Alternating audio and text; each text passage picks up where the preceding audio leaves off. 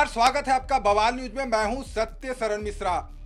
बड़ी खबर आ रही है रामगढ़ जिला के पतरातू से, जहां पर ऑसम डेयरी के प्लांट पर आज सुबह हमला हुआ है। ताबड़तोड़ हमला किया अपराधियों ने, यहां बमबारी की, गोलियां चलाई है। इस खबर पर ताजा अपडेट क्या है, यह जानकारी के लिए हम स्टूडियो में हमारे सहयोगी हमारे साथ मौजूद हैं समीर, इनसे बातचीत करेंगे। समीर, क्या अपडेट है इसमें? देखिए, झारखंड में किसकी सरकार चल रही है, आप समझिए इस चीज को कि झारखंड में हेमंत सोरेन की सरकार चल रही है। लेकिन दूसरा एंगल जब आप देखेंगे तो लगेगा कि यहाँ झारखंड में अपराधियों की सरकार चल रही है। ऐसा कोई जिला, ऐसा कोई ज्वार, ऐसा कोई गांव नहीं बचा जहां लगातार हर दिन आप सुबह उठे तो आपको कोई ना कोई आपराधिक घटना दिखाई देगी। इस सरकार के लिए अपराध को कंट्रोल करना सबसे बड़ी चुनौती है। यहाँ समझिए कि एक तरफ सीएम हेमंत सोरेन दावोस जाते हैं, वो बोलते हैं कि हम इन्वेस्टमेंट लाएंगे, व्यापारियों को लाएंगे, झारखंड में व्यापारियों के लिए अच्छा माहौल बनाएंगे। और दूसरी तरफ झारखंड में खुलेआम एक औसम दूध के प्लांट पे हमला किया जाता है। हमला करने वाला कौन है? राहुल दुबे गैंग, जो खुलेआम बोल रहा है कि हम हमला किए हैं। मतलब पुलिस को चुनौती दे रहा है कि आइए हमको पकड़ के, अगर है हिम्मत तो पकड़िए। कैसे कंट्रोल कीजिएगा? आप कंट्रोल कीजिए। ये राहुल दुबे के बारे में बता दें कि अमन साहू गैंग से जुड़ा हुआ बताया जाता है। इसका लगातार क्लेम है कि अमन साहू का उत्तराधिकारी राहुल दुबे गैंग है। और दूसरी तरफ झारखंड में खुलेआम एक औसम दूध के प्लांट पे हमला किया जाता है। हमला करने वाला कौन है? राहुल दुबे गैंग, जो खुलेआम बोल रहा है कि हम हमला किए हैं। मतलब पुलिस को चुनौती दे रहा है कि आइए हमको पकड़ के, अगर है हिम्मत तो पकड़िए। कैसे कंट्रोल कीजिएगा? आप कंट्रोल कीजिए। ये राहुल दुबे के बारे में बता दें कि अमन साहू गैंग से जुड़ा हुआ बताया जाता है। इसका लगातार क्लेम है कि अमन साहू का उत्तराधिकारी राहुल दुबे गैंग है। और इसीलिए यह गैंग लगातार, ये कोई पहला मामला नहीं है। इससे पहले भी जो रांची में एक बिल्डर को धमकी दी गई थी जान से मारने की, वो भी इसी गैंग ने दिया था और इसकी जिम्मेदारी भी यही गैंग ले के रखी है।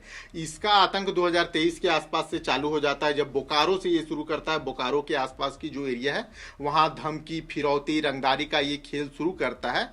और अब राहुल दुबे गैंग का मनोबल इतना बढ़ गया है कि खुलेआम गोलीबारी की जाती है। एक प्लांट पे गोलीबारी की जाती है। पतरातू को आप इस तरीके से भी समझिए कि पतरातू लेक या पतरातू का जो पूरा इलाका है, पतरातू घाटी, उसे पर्यटन के दृष्टिकोण से डेवलप करने की बात होती है।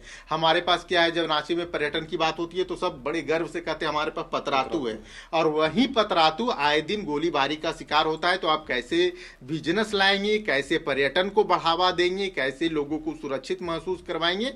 यह तो सरकार के नुमाइंदे ही इसका सही जवाब दे सकते हैं। समीर, ऐसा पहली बार नहीं है।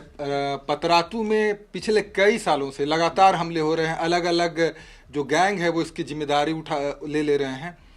इससे पहले भी कई बार हमले हुए हैं, उसके बारे में कोई जानकारी दीजिए। देखिए, 10 साल पहले, सबसे पहले 10 साल पहले की एक बड़ी घटना पे जाते हैं, जिसमें अमन साहू गैंग, जिसका क्लेम आता है, ये राहुल दुबे गैंग जो क्लेम करता है कि हम लोग अमन साहू गैंग से जुड़े हुए हैं।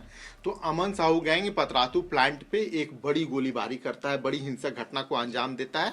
एफआईआर होता है, मामला दर्ज करवाया जाता है, लेकिन कुछ नहीं, ना गिरफ्तारी ना कुछ, आगे कोई कार्रवाई नहीं बढ़ती है।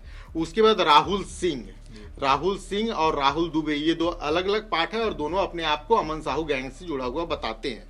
2023 में राहुल सिंह जो है सो गोलीबारी करता है पतरातू में, लेकिन इस मामले में भी आगे कोई कार्रवाई नहीं होती।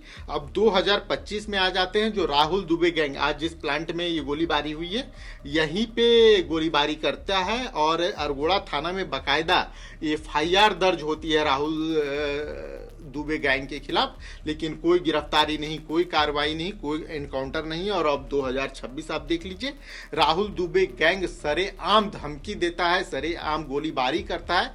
देखिए, ये समझने वाली बात है कि जो ओसम प्लांट है वो रांची बेस्ड कंपनी थी, लेकिन अब इसे साउथ की एक कंपनी है डोडला डेयरी, जिसने इसे परचेज कर लिया है लगभग 250-300 करोड़ रुपए में। तो एक बड़ा इन्वेस्टमेंट आपके पास आ चुका है। सीएम विदेश जाइए, बड़े बड़े लोगों से बात कीजिए, बिजनेसमैन से बात कीजिए, लेकिन जब तक आप सेफ इन्वायरमेंट झारखंड को नहीं दे सकते, आप कोई बिजनेस नहीं कर सकते। आप समझिए, साउथ की एक कंपनी आई है और सरेआम अगर उसके प्लांट पे गोलीबारी की जाएगी, धमकी दिया जाएगा, बाकायदा मैसेज में लिखा गया है कि ये तो बस ट्रेलर है, तुम अंजाम भुगतने के लिए तैयार रहो।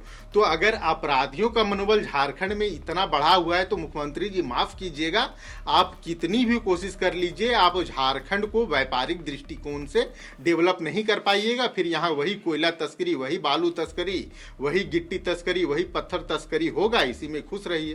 तो पतरातू में हमलों का पुराना इतिहास रहा है। लंबे समय से अलग अलग आपराधिक गैंग जो हैं वो वहां पर उद्योगों को, उद्योगपतियों को निशाना बनाते रहे हैं। अब इस मामले में साफ हो गया है कि ये राहुल दुबे गैंग की करतूत है। फिलहाल देखना दिलचस्प होगा कि पुलिस इस मामले में जल्द से जल्द क्या कार्रवाई करती है।